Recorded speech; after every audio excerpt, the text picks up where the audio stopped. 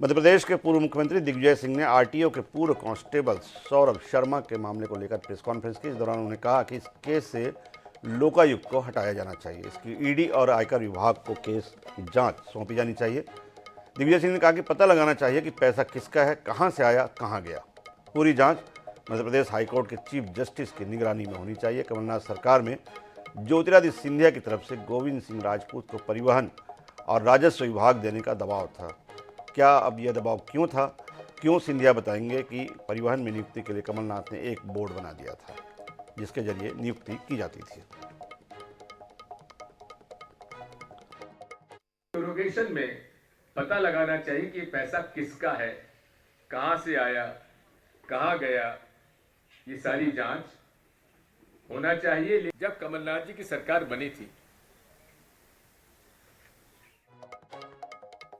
इतना दबाव था मुख्यमंत्री, तत्कालीन मुख्यमंत्री कमलनाथ जी पर कि परिवहन और राजस्व विभाग श्री गोविंद सिंह राजपूत को दिया जाए। अब क्यों था ये तो सिंधिया जी बताएंगे या और कोई बताएगा, लेकिन दबाव जरूर था।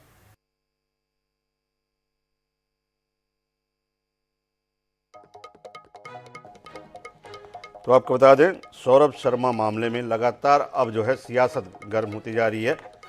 लगातार उनके रिश्तेदारों पर शिकंजा कसने के बाद अब कांग्रेस इस मामले में खुलकर सामने आई है। दिग्विजय सिंह के मुताबिक ये जांच हाईकोर्ट के चीफ जस्टिस की अगुवाई में होनी चाहिए और उन्होंने ये भी मांग की कि पूरा मामला साफ होना चाहिए कि आखिर सौरभ शर्मा के पास जो करोड़ों रुपए की बरामदगी हुई है, आखिर वो पैसा किसका था और कहाँ ले जाया जा रहा था।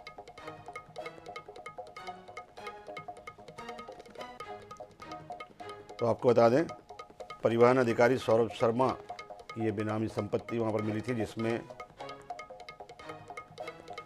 डॉक्टर राम पांडे हमारे साथ जुड़े हुए हैं कांग्रेस से। डॉक्टर साहब, बहुत बहुत स्वागत है आपका। दिग्विजय सिंह कह रहे हैं कि उन्हें लोकायुक्त की जांच पर भरोसा नहीं है और साथ ही ये जांच होनी चाहिए कि आखिर ये पैसा किसका था, क्योंकि उन्होंने एक हवाला दिया है कि जब कमलनाथ जी सीएम थे तो उस समय उन पर यह दबाव था ज्योतिरादित्य सिंधिया का कि जो गोविंद राजपूत को ही परिवहन विभाग और राजस्व विभाग देने चाहिए। इससे वो कनेक्शन जोड़ रहे हैं। डॉक्टर साहब, कुछ रोशनी डालेंगे? हाँ बिल्कुल, जो भी भ्रष्टाचार इतना बढ़ा हुआ है, चाहे किसी की भी सरकार रही हो, कोई भी मंत्री रहा हो, उसकी प्रॉपर जांच होनी चाहिए। और सबसे पहले तो क्या है, जो सौरभ शर्मा है उसकी कार से एक डायरी पकड़ी गई है जिसमें सबके नाम लिखे हुए हैं। 100 करोड़ का लेन देन 1 साल का है, तो ये जो नाम है उसमें डायरी में, ये तो खुलासे अभी भी किए जा सकते हैं।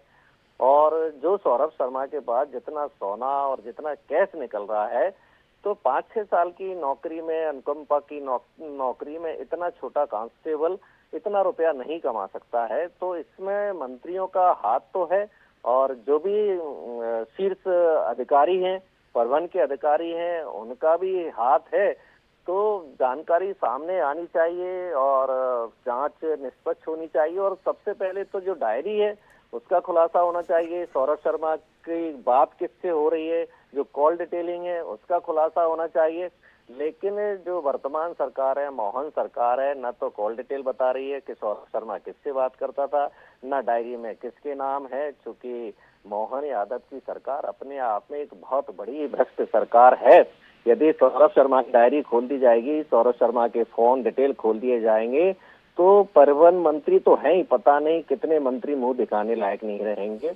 तो जांच तो निष्पक्ष नहीं होगी, क्योंकि भारतीय जनता पार्टी अपने मंत्री, मुख्यमंत्रियों को बचाने के लिए किसी भी हद तक चली जाती है। और जो भ्रष्टाचार के कारण जो देश की जो बर्बादी हो रही है, वो हम सब मिलकर देख रहे हैं। तो दिग्विजय सिंह ने जो कहा है, उन्होंने बिल्कुल सही कहा है कि कोई भी मंत्री हो, अभी वर्तमान में उदय प्रताप है, इनके पहले गोविंद राजपूत थे, उनके पहले भूपेंद्र सिंह थी, तो तीनों मंत्रियों की जांच होनी चाहिए।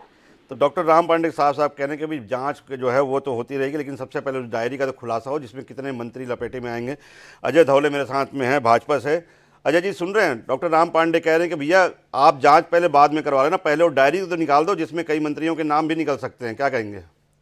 मुझे लगता है राम जी को तो पहली बात इस बात को धन्यवाद देना चाहिए कि ये भारतीय जनता पार्टी की सरकार है जहां सौरभ शर्मा जैसे भ्रष्टाचारी लोगों के विरुद्ध मल्टीपल जांच एजेंसियां, आज हमने देखा कि ईडी ने भी प्रकरण पंजीबद्ध कर लिया है, हमने देखा कि इनकम टैक्स ने भी नोटिस सर्व कर दिया है किस प्रकार से ये संपत्ति आई है, लोकायुक्त अपनी कार्रवाई कर रहा है। तो देश की मल्टीपल जांच एजेंसियां उस व्यक्ति के भ्रष्टाचार की जांच कर रही है। और आज जिस प्रकार से दिग्विजय सिंह जी आरोप प्रत्यारोप की राजनीति कर रही है, दिग्विजय सिंह वही व्यक्ति हैं जो मध्य प्रदेश का पूर्व मुख्यमंत्री रहते हैं, उनके कार्यकाल में किस प्रकार का भ्रष्टाचार हुआ है।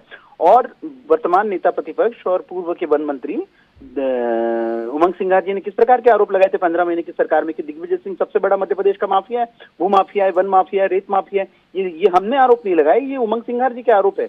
तो मुझे लगता है आज वो सिर्फ कांग्रेस एक ऐसे विषय को जो भ्रष्टाचार की प्रति भारतीय जनता पार्टी की जीरो टॉलरेंस की नीति है उसमें भी राजनीतिक एंगल देख रहे हैं, उसमें भी पॉलिटिसाइज करने का प्रयत्न कर रहे हैं।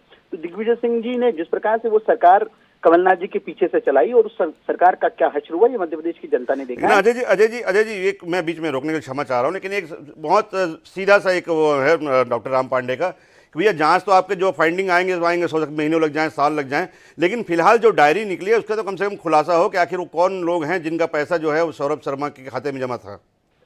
जो जांच एजेंसियां हैं, भारत की एनफोर्समेंट एजेंसियों की इन्वेस्टिगेशन की प्रणालियां आप हम सब जानते हैं।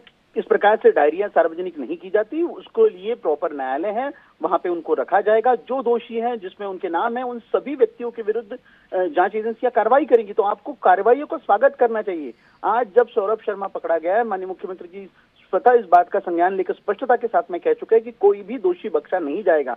तो आपको सरकार की कार्यप्रणाली पर विश्वास रखना चाहिए। आप आश्वस्त रहिए, ये माननीय तो सरकार की कार्यप्रणाली पर विश्वास रखेंगे। डॉक्टर राम पांडे आपका एक आखिरी स्टेटमेंट। सब फर्जी बातें हैं। ईडी, सीबीआई, इनकम टैक्स सभी आपस में बंटवारा कर लेंगे। बहुत बड़ा अभी हमारे पास एक एग्जाम्पल है अजीत पवार का। मोदी जी ने स्वयं कहा था नेचुरली करप्ट पार्टी है, 70,000 करोड़ अजीत पवार ने खाए हैं, उसको टोटल भारतीय जनता पार्टी ने क्लीन चिट दे दी है।